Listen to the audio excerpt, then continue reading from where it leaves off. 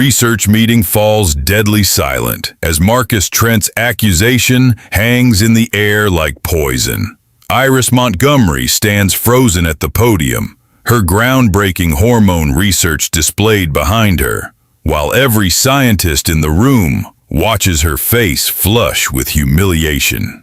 "Your results are impressive for someone so new," Trent says with calculated malice, making air quotes around the word impressive. "One might wonder if you had assistants developing these protocols." She knows what he really means.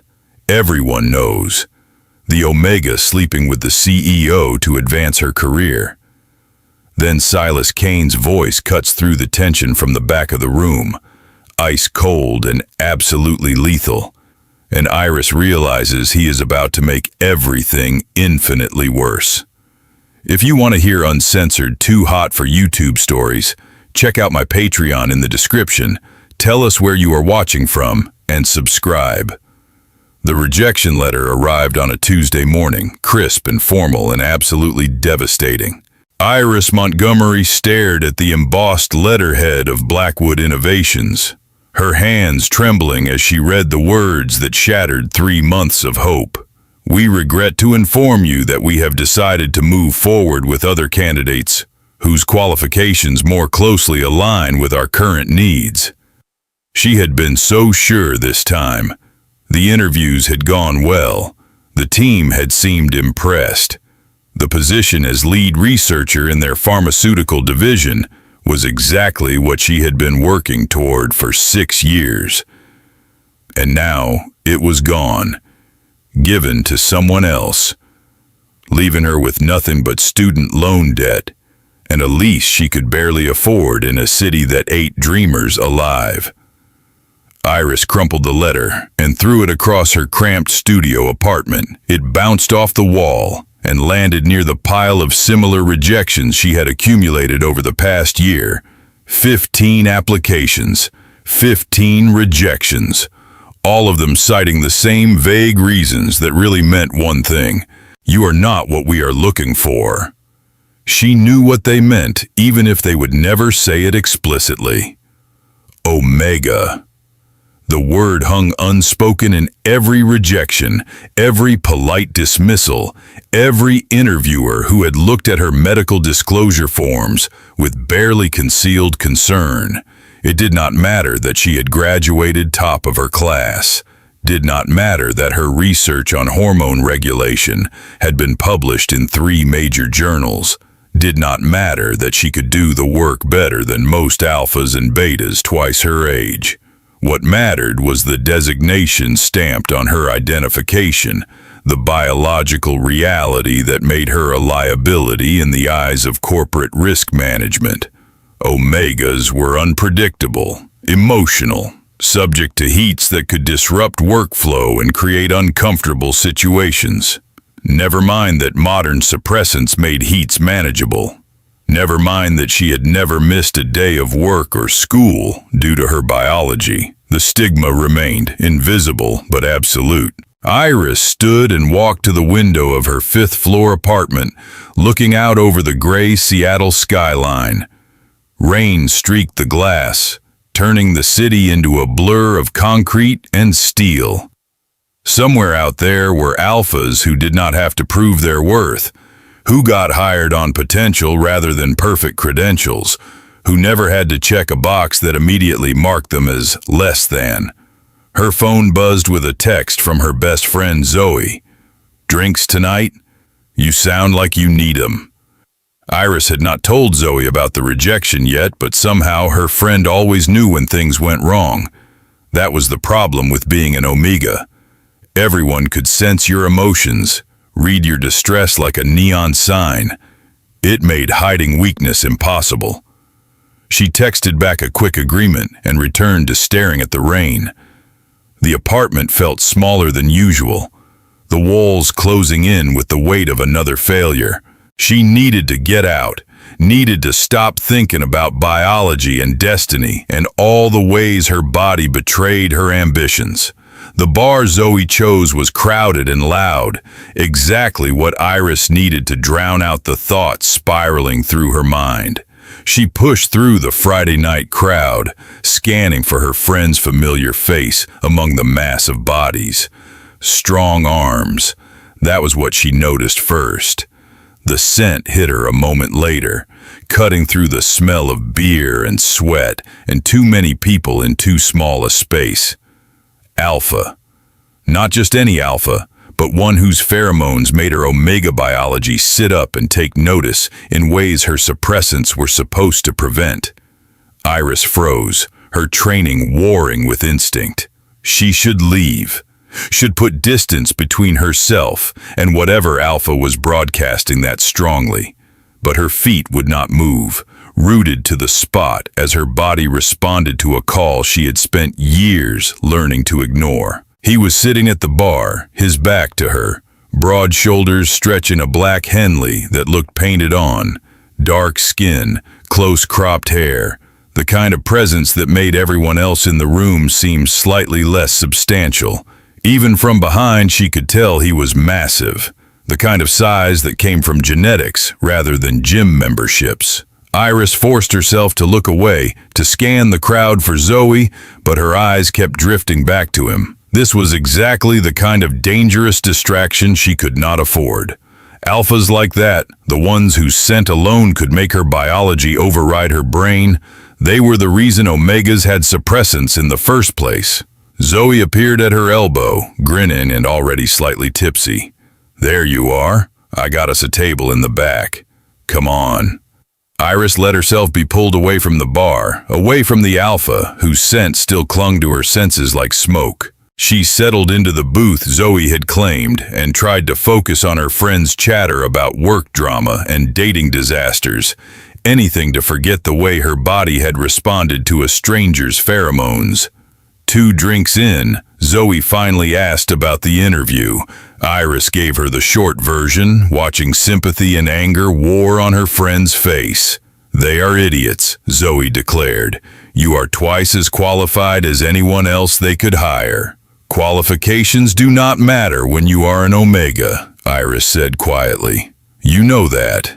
Zoe, a beta who had never faced designation discrimination, shook her head in frustration. "It is not fair. None of it is fair." Fair had nothing to do with it. The world was built by alphas for alphas, and everyone else had to find ways to survive in the cracks. Iris had known this since her designation had come through at 15, the moment her life had split into before and after. She was reaching for her drink when the scent hit her again, stronger this time. Her hand froze halfway to the glass, every nerve ending suddenly alert. He was close, very close. "Mind if I join you?" The voice matched the scent. Deep, rough, the kind of voice that resonated in her chest and lower. Iris looked up and immediately wished she had not. Up close he was devastating. Not handsome in a conventional way, but striking, with a strong jaw, full lips, and eyes so dark they looked black in the bar's dim lighting.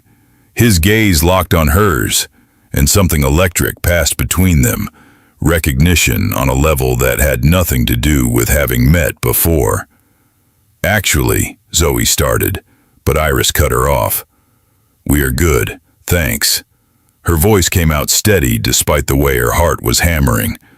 Her suppressants were supposed to prevent this kind of reaction, but clearly they were no match for whatever this alpha was putting out. He smiled, and it was not a nice smile. It was the smile of someone who knew exactly what effect he was having and was enjoying it. Silas Kane. He held out a hand, not to Zoe, but to Iris. "And you are?" She should not take his hand, should maintain distance, maintain control, maintain all the careful boundaries she had built between herself and her biology. But her hand was already moving, sliding into his much larger one, and the contact sent electricity racing up her arm. Iris, just Iris. His grip was firm, warm, and he held on just a fraction longer than necessary. His eyes never left hers, and she saw the exact moment he registered what she was. Saw understanding and interest flare in those dark depths. "Omega," he said quietly, and it was not a question. Iris pulled her hand back, her cheeks flushing. And you are an alpha with boundary issues. We are not interested in company. Silas's smile widened. I was not talking to your friend. Zoe looked between them with barely concealed fascination, then stood abruptly. I am going to get another drink. Take your time. Traitor, Iris hissed, but Zoe was already weaving through the crowd back to the bar. Silas slid into the booth across from her without invitation, his presence somehow making the space feel smaller. Up close, the scent was overwhelming, cutting through her suppressants like they were not even there. Her body was responding in ways that should have been impossible, and from the knowing look in his eyes, he was well aware of it. You should leave, Iris said, trying for firm and landing somewhere around desperate. Probably, but I am not going to. Why not?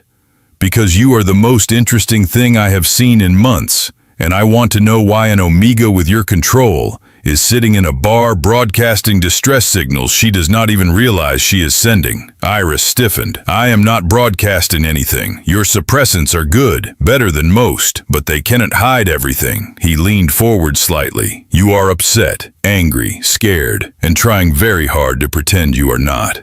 She should tell him to go to hell, should get up and leave, should do anything except sit there, letting an alpha she did not know read her emotions like a book. But something about his directness, the lack of the usual alpha posturing, made her pause. Bad day, she said finally. Bad year, actually. Job. How did you know? Because you're too smart to be working whatever dead-end job is paying your rent, and that kind of frustration has a specific signature. Despite herself, Iris felt a laugh bubble up. Are you always this presumptuous?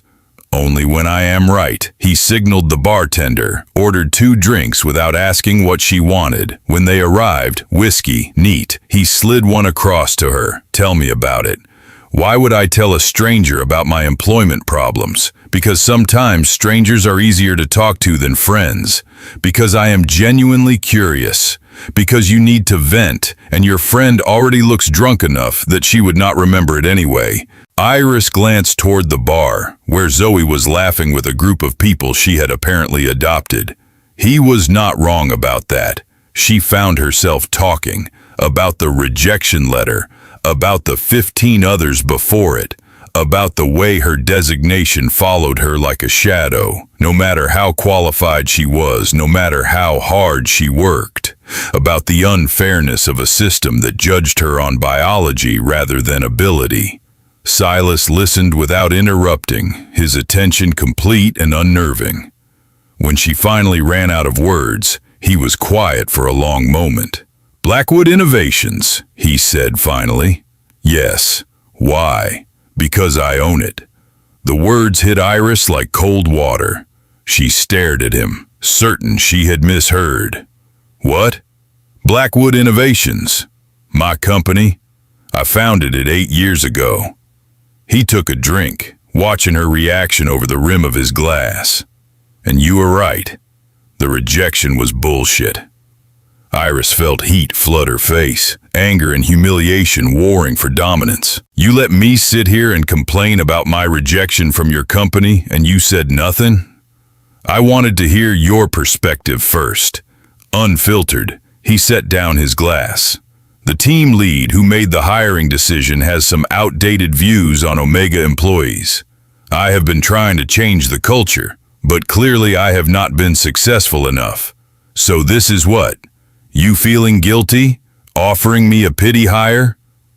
No pity. I read your application myself after the rejection went out. Your credentials are impressive. Your research on synthetic hormone regulation is exactly what we need for the project we are developing. You should have gotten an interview callback at minimum, but I did not. Because I am an Omega. Because the team lead is an idiot who I am now going to have a very unpleasant conversation with. Silas leaned back, his eyes never leaving hers. But that does not solve your immediate problem. I do not have an immediate problem. I have a chronic problem called designation discrimination. True, but I can solve one part of it. Come work for me.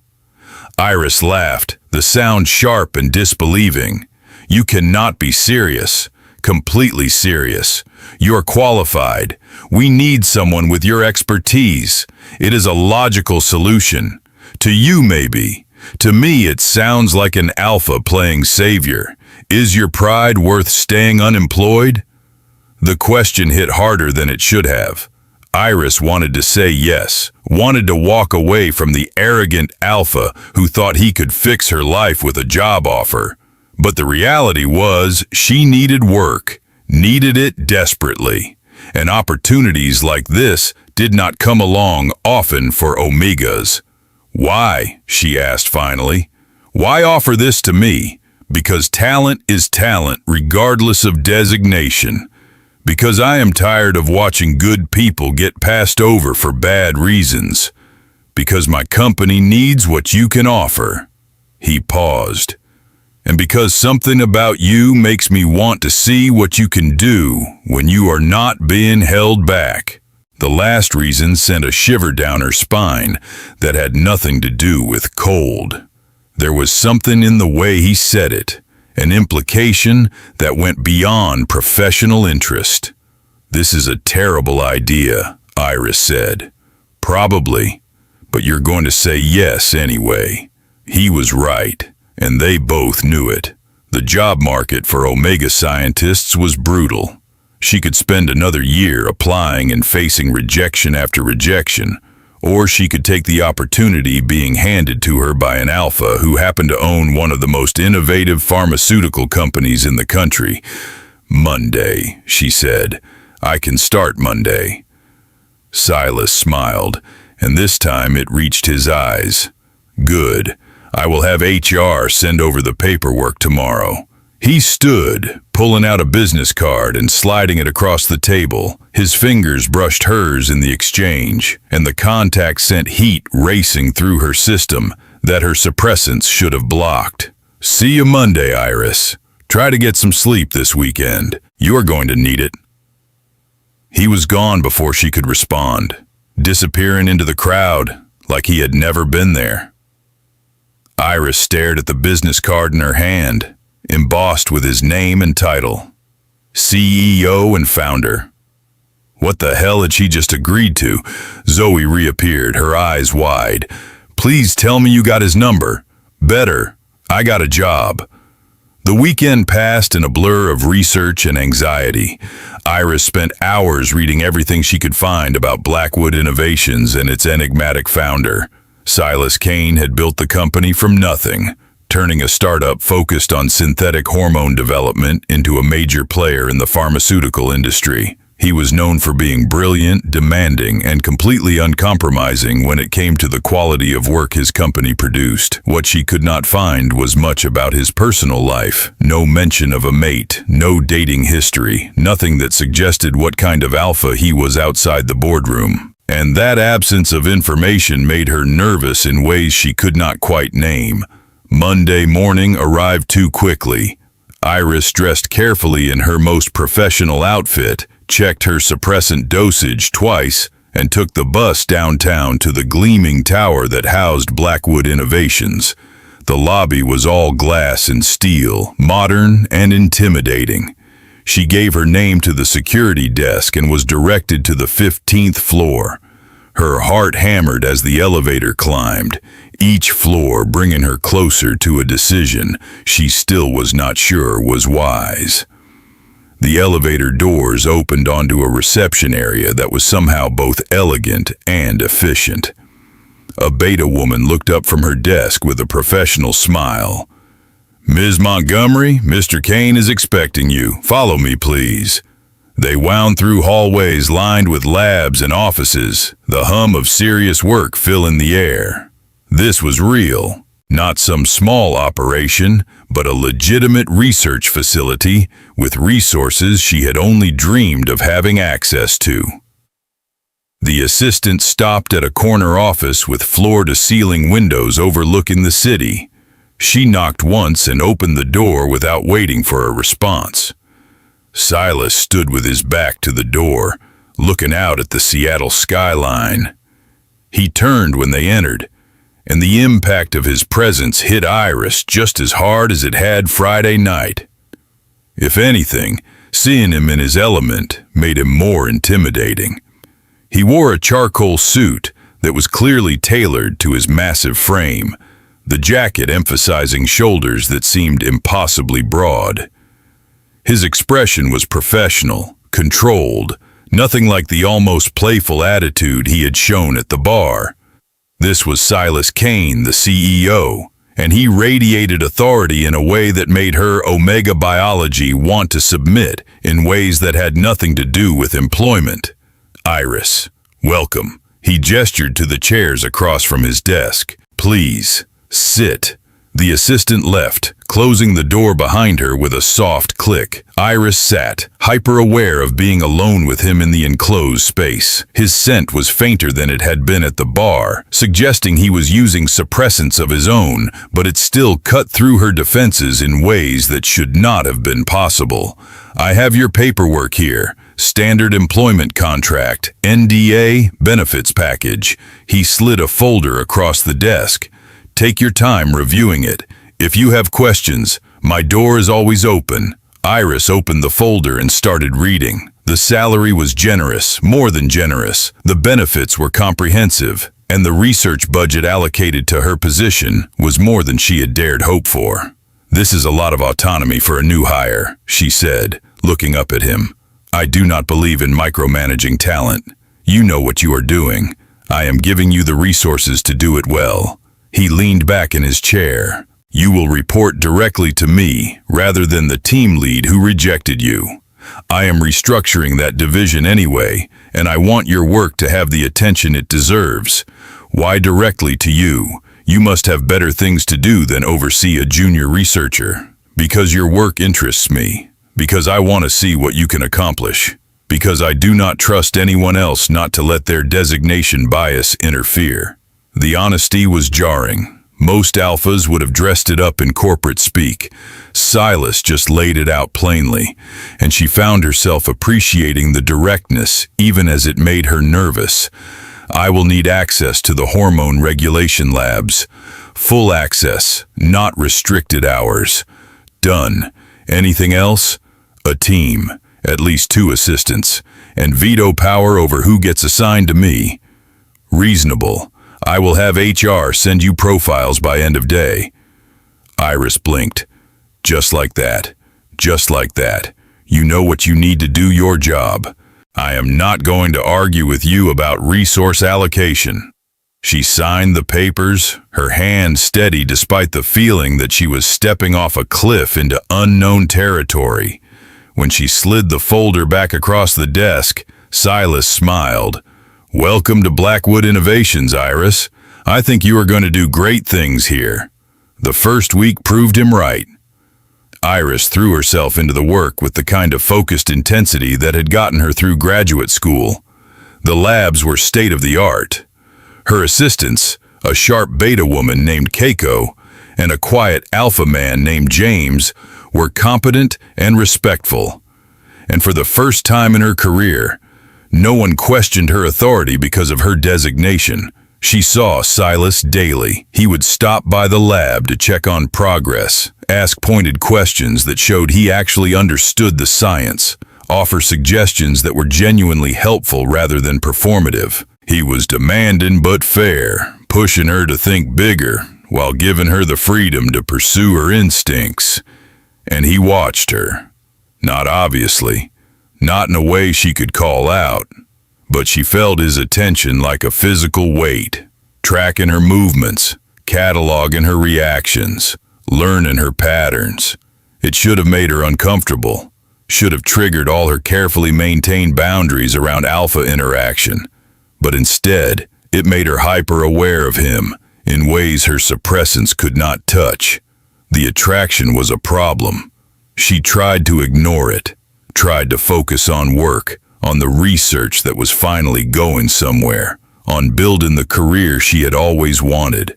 But her body did not care about professional boundaries or power dynamics, or all the very good reasons why wanting your boss was a terrible idea. Silas seemed equally affected, She caught him watching her more than once with an intensity that had nothing to do with project updates. Caught the way his scent would spike when she leaned over his desk to show him data. The way his jaw would tighten when she stood too close.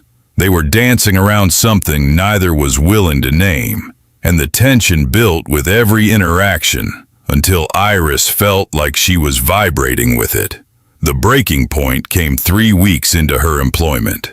Iris was alone in the lab late on a Friday evening, most of the building already empty for the weekend. She was so focused on the compound analysis in front of her that she did not hear the door open, did not register another presence until Silas's voice cut through her concentration. "You are still here." She jumped, nearly dropping the vial she was holding.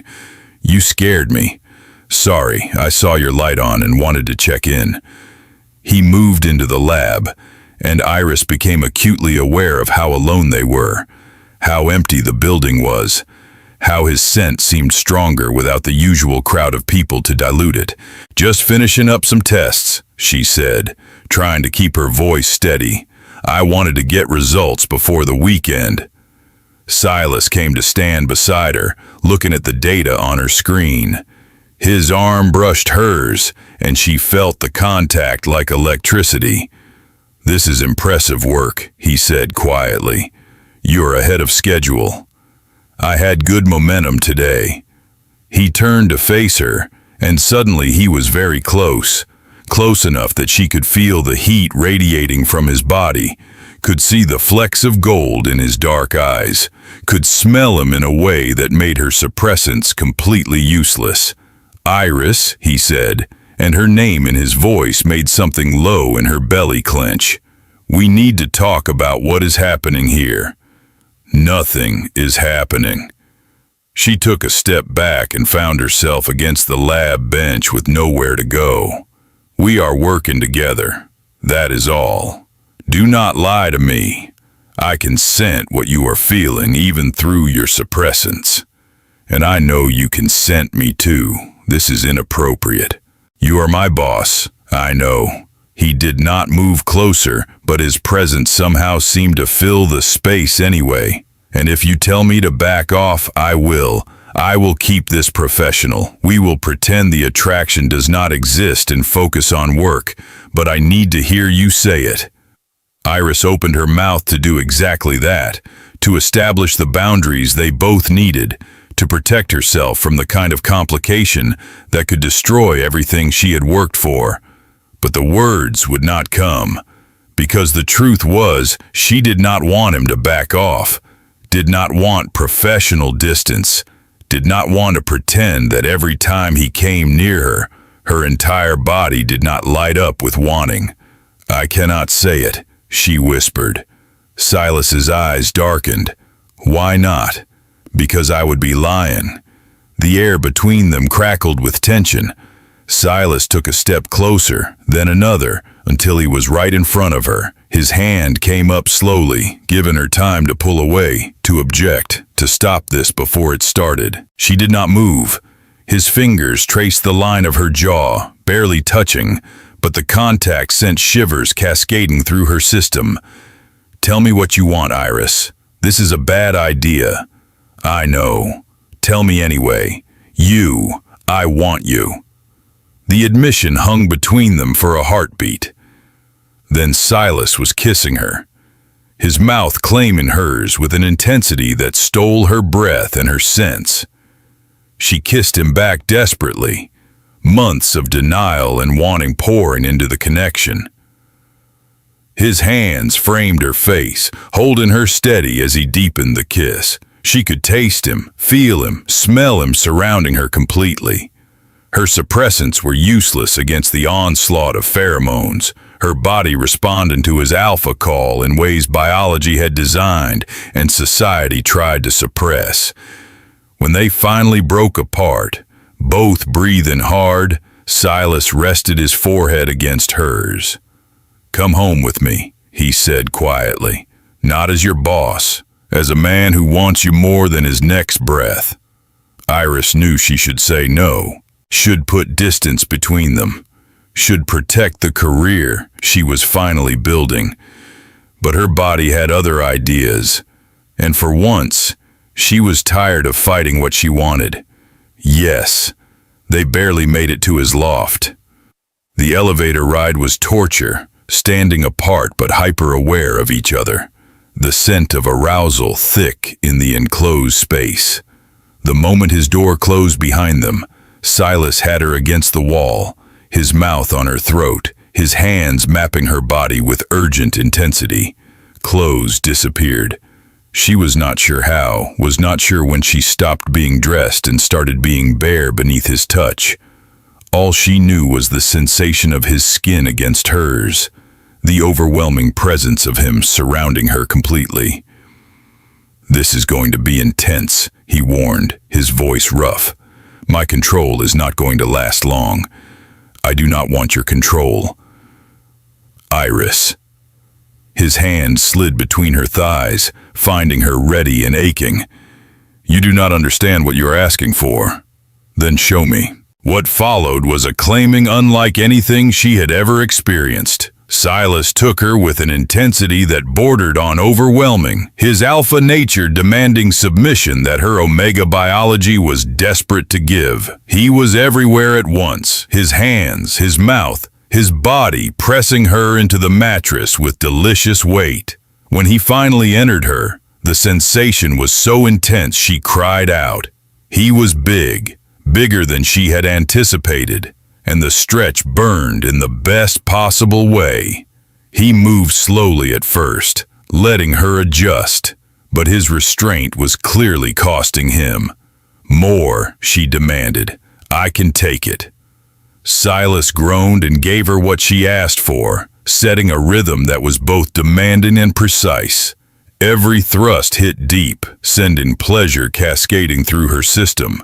She wrapped her legs around his waist, taking him deeper, wanting everything he could give. "Going to knot you," he warned, his voice strained. "Going to lock us together. Is that what you want?" But the rational part of her brain screamed that this was too fast, too much, that a knot meant bonding meant consequences neither of them had discussed. But her omega nature roared approval, demanding the claiming her biology was designed for. "Yes," she gasped. "Please." Silas drove deep one final time, and she felt the knot begin to swell. The sensation was overwhelming, the stretch intense as he locked inside her completely. Her body clamped down around him, and the dual sensation sent her over the edge into an orgasm so intense she saw stars.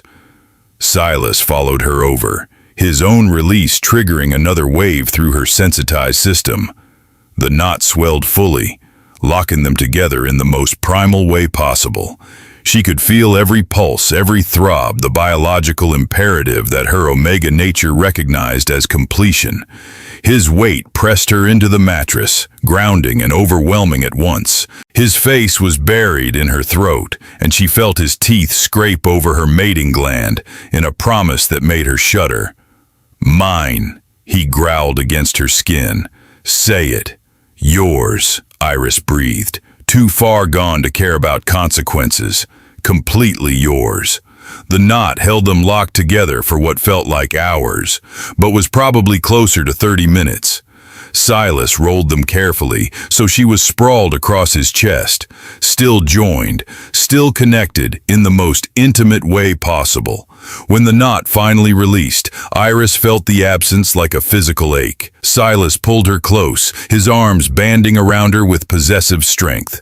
"Stay," he murmured against her hair. "Stay tonight. Stay always." And Iris, too exhausted and too satisfied to think clearly, let herself believe that maybe, just maybe, this could work. Morning brought clarity and complications in equal measure. Iris woke alone in Silas's massive bed, her body aching in ways both pleasant and concerning. Sunlight streamed through floor-to-ceiling windows, and she could hear sounds from what must be the kitchen. She found her clothes scattered across the bedroom floor and dressed quickly, her mind racing through everything that had happened. They had not just had sex, they had nodded. The implications of that made her stomach clench with anxiety. Silas appeared in the doorway holding 2 coffee mugs, already dressed in jeans and a t-shirt that did nothing to hide his impressive build. "Morning." He held out one of the mugs. "How do you feel?" "Confused, worried, possibly making the worst decision of my life." He set the mugs on the dresser and came to her, tilting her face up with gentle fingers. "Talk to me. This changes everything.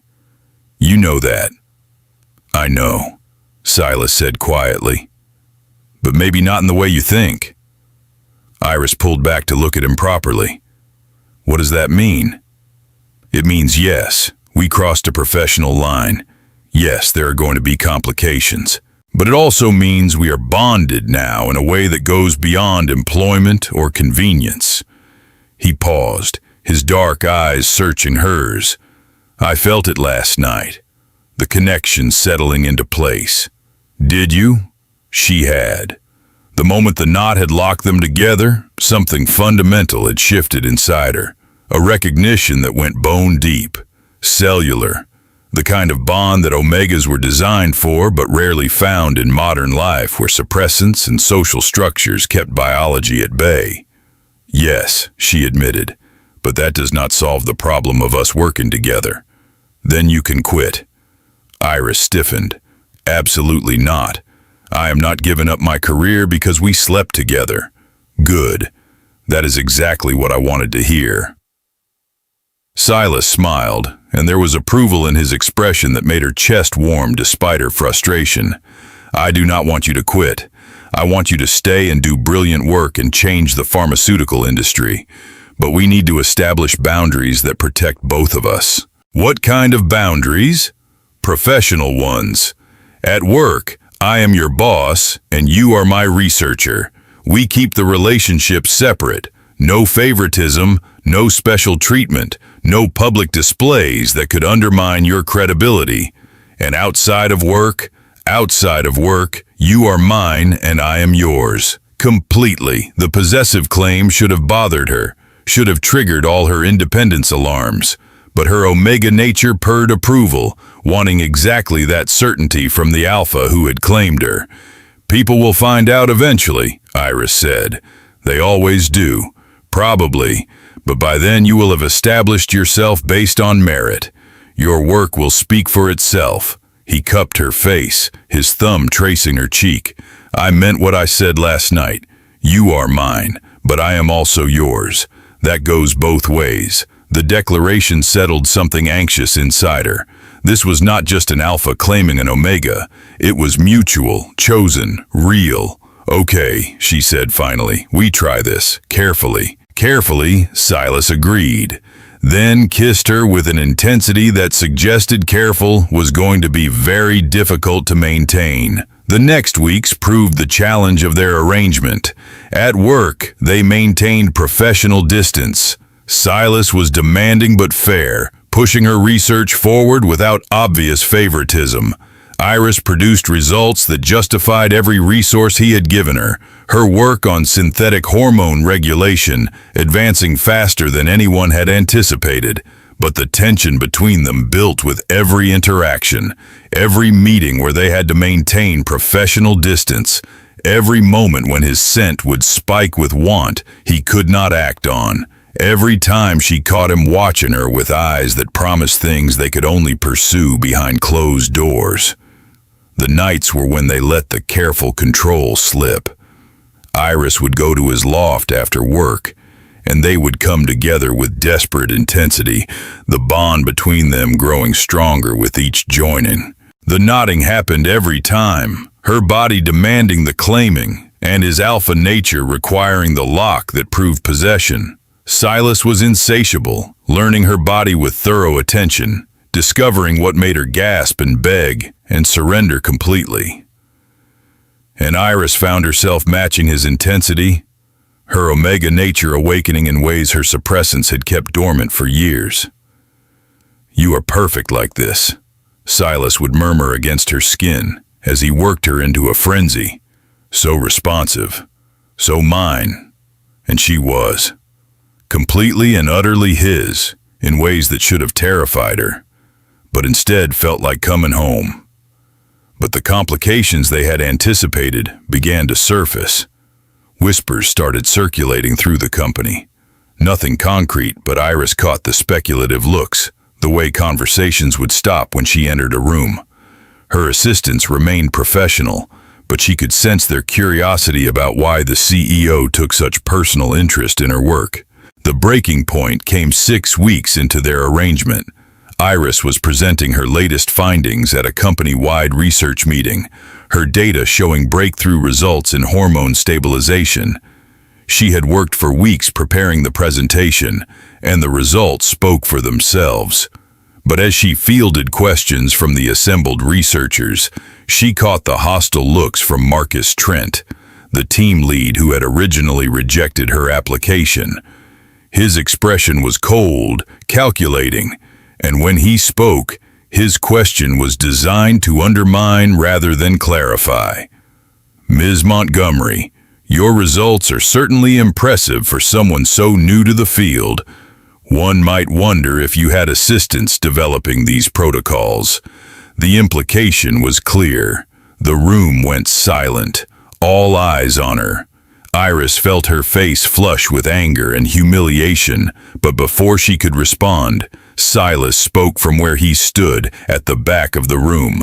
If you have concerns about research integrity, Trent, address them properly through HR. Otherwise, stick to scientific questions. His voice was ice, and the warning was unmistakable. Marcus paled slightly but pressed on with obvious malice. I am simply noting that Ms. Montgomery seems to have access to resources and attention that other researchers do not. As team lead, I think it is my responsibility to ensure all our scientists are held to the same standards. Every researcher on her team has access to the resources they need, Silas said, his tone deadly quiet. If you feel your team is under-resourced, we can discuss that separately. But do not use this forum to question a colleague's integrity without evidence. The meeting ended shortly after, but the damage was done. Iris gathered her materials with shaking hands, aware that everyone was now looking at her differently. The whispers would turn to speculation to rumors, and her credibility would be questioned no matter how good her work was. She escaped to her lab and tried to focus on work, but her hands were trembling too badly to handle the delicate equipment. The anger and humiliation warred with the knowledge that Marcus was not entirely wrong. She did have access to Silas in ways other researchers did not. And even if that access was not influencing her work, the appearance was damaging enough. Silas appeared in her lab an hour later. She knew without looking that it was him, could feel his presence like a physical weight. Do not, she said without turning around. Do not try to fix this. I already fired him. Iris spun around. What? Marcus Trent. I fired him. Effective immediately. His concerns can be addressed from outside the company. You cannot do that. It will just make everything worse. Everyone will think you are protecting me because we are sleeping together. I do not care what they think. He came closer and she could see the barely controlled fury in his eyes. No one gets to question your integrity. No one gets to undermine work you earned through brilliance and dedication. But they are not entirely wrong, Iris said, the words tasting like ash. I do get special treatment. You do pay more attention to my work than others. And even if it is not affecting my results, the perception is there. Then we go public, Silas said simply. We stop hiding and let people draw their own conclusions based on your work. That is career suicide for me. The moment people know we are together, every accomplishment will be questioned. Every success will be attributed to you instead of me. Silas was quiet for a long moment. Then what do you want to do? Iris thought about it. About all the careful boundaries they had tried to maintain. about how thoroughly they had already failed to keep their relationship separate from work. "I want to transfer," she said finally, "to a different division, one you do not directly oversee. Let me build my reputation somewhere you are not actively involved." The pain that flashed across his face nearly broke her resolve. "You want distance. I want credibility. I want people to respect my work without wondering if I earned it on my back." Her voice cracked slightly. "And I cannot have that as long as I am reporting directly to you." Silas nodded slowly, his expression carefully neutral. "I will have HR draw up transfer options by tomorrow." He left without another word, and Iris felt the absence like a wound. The transfer went through within a week. Iris was moved to the synthetic biology division on the 10th floor, reporting to a beta team lead named Sarah Chen, who had a reputation for being brilliant and no nonsense.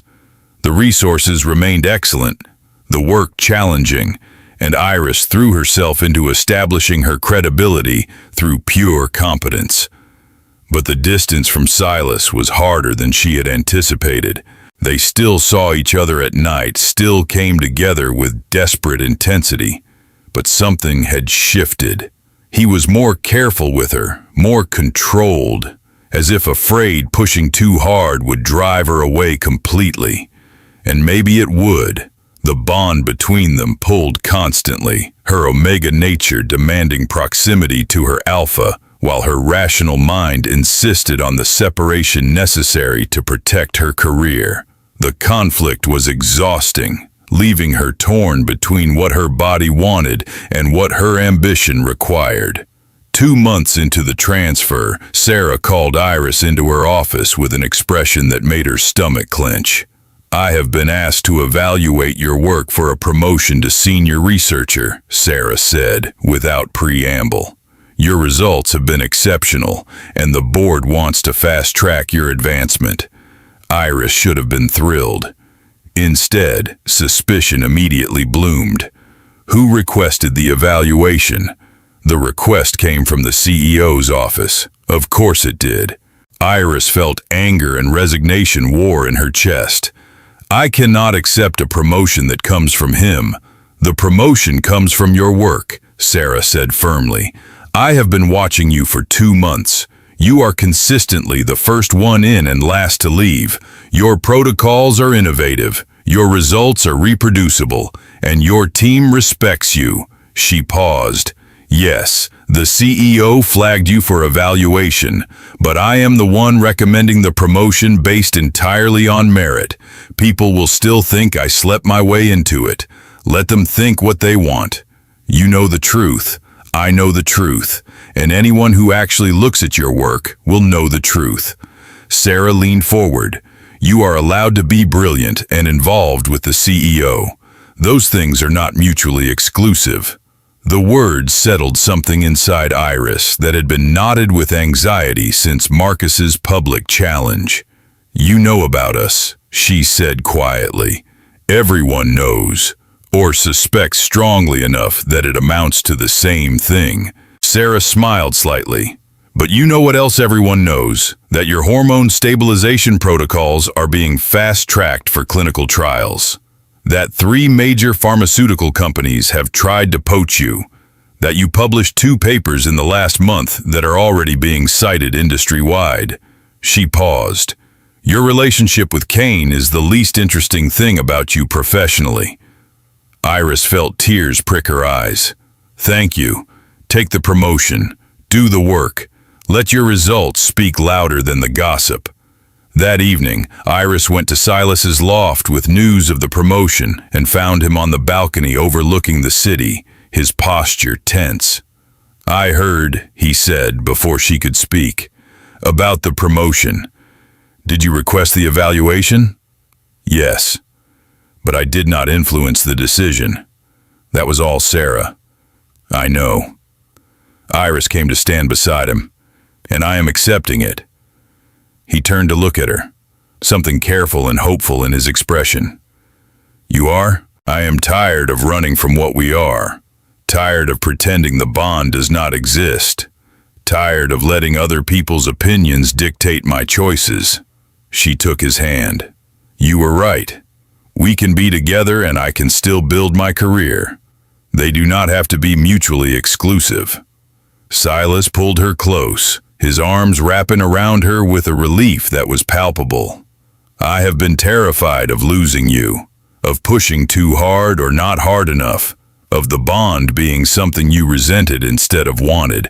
I want it," Iris said firmly. "Want you, want us, even with all the complications. Then stop fighting it. Stop trying to protect yourself from the very thing that makes you stronger." His hand cupped her face, thumb brushing her cheek. "You are brilliant with or without me, but together we are unstoppable." He kissed her then, deep and claiming, and Iris felt the last of her resistance crumble. She had been so focused on maintaining independence that she had forgotten the strength that came from partnership, from having someone who believed in her completely and demanded she believe in herself just as fiercely. They made love that night with a tenderness that was new, the desperate edge replaced by something deeper. Silas took his time, learning her body all over again, drawing out her pleasure until she was trembling and begging.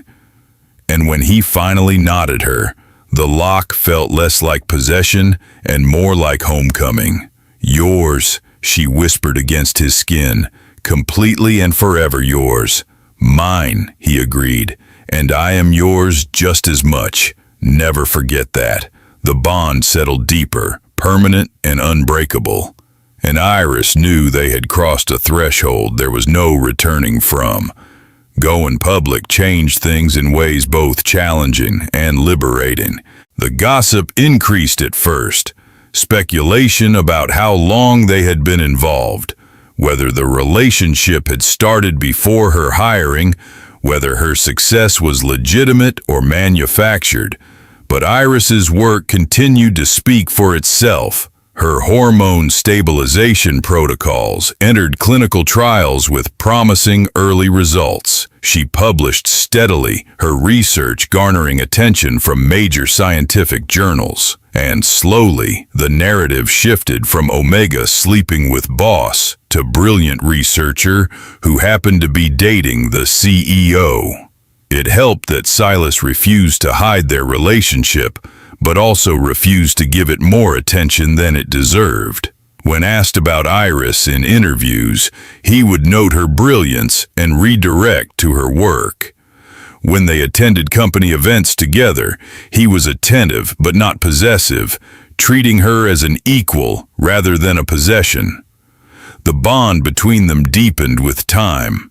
Iris moved into his loft officially after 3 months, her small studio apartment given up in favor of the space they were building together. They learned each other's rhythms, the way Silas needed quiet in the mornings, while Iris was most creative late at night, the way he showed care through actions rather than words while she needed verbal affirmation. And they learned to navigate the biological imperatives that came with being bonded alpha and omega. Iris's heats, suppressed for years, began to return with the bond's influence. The first one hit unexpectedly, sending her into a needy desperation that only Silas could satisfy. He took care of her through it, the nodding providing the relief her biology craved, his presence grounding her through the hormonal storm. And in the aftermath, as she lay exhausted and satisfied in his arms, she understood what her suppressants had been blocking for years. This was what her body was designed for, this connection, this claiming, this complete trust in an alpha who would protect and provide even at her most vulnerable. Not all of it was easy. They fought, her independence clashing with his protective instincts, his dominance sometimes overwhelming her need for autonomy. But they learned to navigate the conflicts, to communicate needs rather than make assumptions, to respect each other's boundaries while still honoring the bond. 6 months into going public, Iris was promoted to lead researcher, heading her own team. A year in, her protocols were approved for expanded clinical trials. 18 months after walking into Silas's office expecting nothing but a job, she was recognized as one of the leading voices in synthetic hormone research. And through it all, Silas was there. Not as the powerful CEO pulling strings, but as her partner, her alpha, her mate in every way that mattered. The formal mating bite came on their 2-year anniversary. They had discussed it carefully, both understanding the permanence of the mark, the way it would advertise their bond to anyone who saw it. But Iris was ready, wanted the visible proof of what they had built together. Silas made love to her slowly that night, building her pleasure with patient intensity.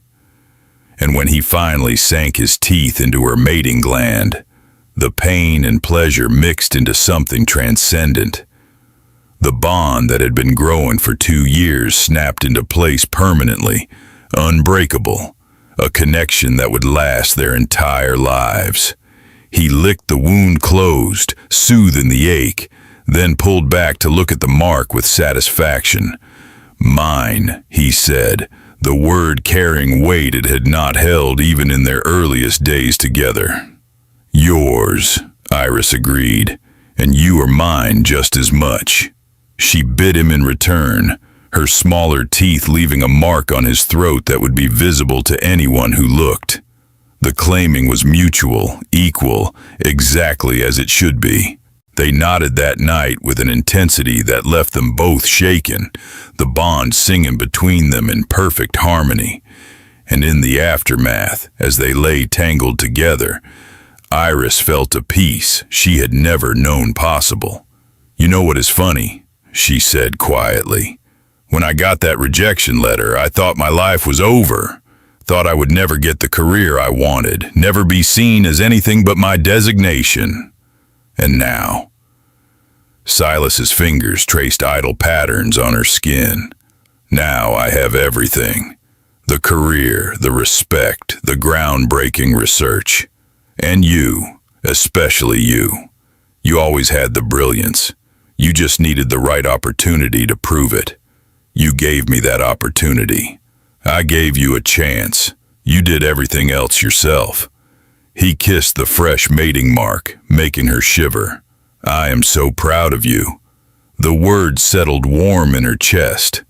Silas was not effusive with praise, which made every compliment feel earned. The future stretched ahead of them, full of possibilities. More research, more breakthroughs, more ways to prove that Omegas could be brilliant scientists and devoted mates.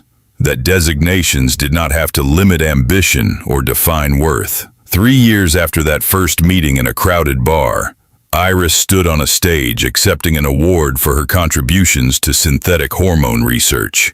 The audience was full of her peers, other scientists who respected her work regardless of her designation. And in the front row sat Silas, his expression proud and possessive in equal measure. Her hand went to the mating mark on her throat, hidden beneath professional clothing, but always present. A reminder of the bond that had given her strength rather than limiting her. The alpha who had seen her potential and demanded she live up to it. In her acceptance speech, she talked about the importance of judging scientists on merit rather than biology, about creating opportunities for talented researchers regardless of designation, about the ways innovation required diversity of thought and background. But she also talked about the support systems that allowed brilliance to flourish, about partners who believed in you even when the world doubted, about the strength that came from being fully yourself rather than hiding parts of who you are. When she finished, the applause was genuine and warm, but the only opinion she cared about was visible in Silas's eyes as she left the stage.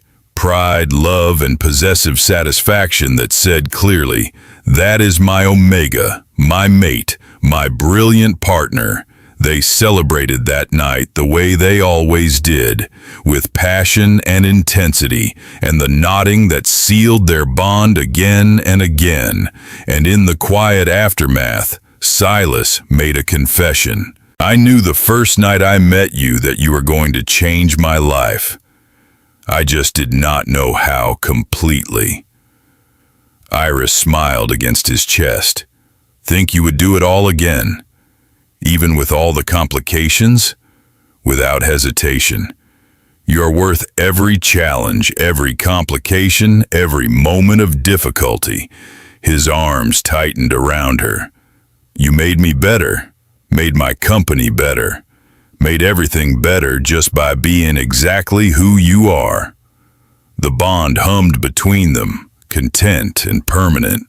Iris had spent years fighting her biology, convinced that being an Omega meant limitation and weakness. But Silas had shown her a different truth. Being an Omega meant strength and vulnerability, power and surrender, brilliance that did not have to be diminished by designation, and being bonded to an Alpha who saw all of that, who demanded she embrace every part of herself, had given her a foundation to build a life that honored both her ambition and her nature. She fell asleep that night wrapped in his arms, the scent of their bonding thick in the air, and dreamed of the future they were building together.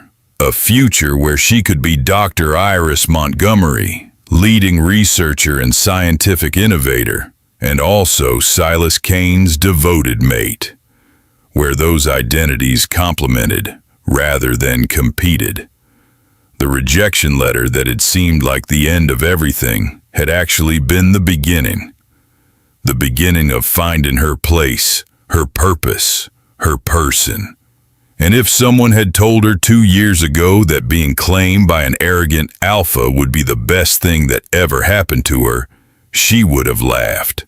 But now, with his mark on her throat and his knot locking them together once again, she understood the truth.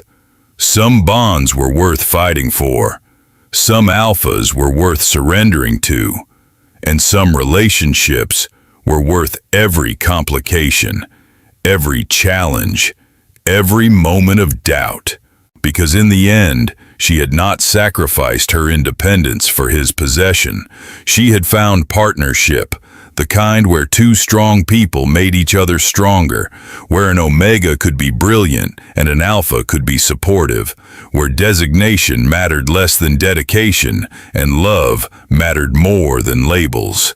Years later, when other young Omegas would ask how she had built such a successful career while being openly bonded, Iris would tell them the truth. She had stopped fighting who she was and started demanding the world accept her completely. She had found an Alpha who saw her strength rather than her designation, and she had learned that the right bond did not limit potential, it amplified it. But privately, in the quiet moments she shared only with Silas, she would remember that first night in his loft. The moment his knot had locked them together and everything had changed. The terrifying, exhilarating, perfect moment when she had stopped running from her biology and started embracing everything it meant to be his. The King's Knot, he had called it that first night, his voice rough with possession. "Take it all, Iris, every inch. Let me lock you to me completely." And she had, completely and willingly and without reservation, had taken everything he offered and demanded more, had surrendered to the bond and found freedom in the claiming. That was the secret no one told you about being an Omega. Surrender to the right Alpha was not weakness. It was the strongest choice you could make. And being claimed by someone who saw your worth, who demanded you live up to your potential, who loved you fiercely while pushing you to be your best self, that was not limiting. That was liberation. Iris Montgomery had walked into Blackwood Innovations looking for a job and found a destiny, had met an Alpha who saw past designation to the brilliant scientist beneath, had built a bond that made them both better than they were separately. And every night, when Silas would knot her with that same intense claiming as the first time, she would whisper the same words against his skin. "Yours, completely and forever yours." And he would respond with the truth that made everything else possible. "Mine, and I am yours just as much. Never forget that. She never did. Through breakthrough research and scientific accolades, through challenges and triumphs, through every moment of their life together, that truth remained constant. They belonged to each other, completely, perfectly, forever. And it all started with a rejection letter, a chance meeting, and an alpha who saw an omega trembling with want and said, "Take your king's knot, and let me show you what you were made for." She had taken it, every inch, and found everything she never knew she needed. That was how Dr. Iris Montgomery became one of the leading researchers in synthetic hormone development, while being openly, proudly, completely bonded to the alpha who had given her the chance to prove designation did not define destiny. And that was how Silas Kane learned that the best business decision he ever made had nothing to do with profit margins or market share, and everything to do with seeing potential in a brilliant Omega and giving her the platform to shine. Together, they changed the industry, changed perceptions about Omega scientists, changed everything. But more importantly, they found each other and built a love that was worth every complication, every challenge, every moment of doubt, because some bonds were meant to be, some knots were designed to last forever, and some omegas and alphas were simply made for each other, designation and all.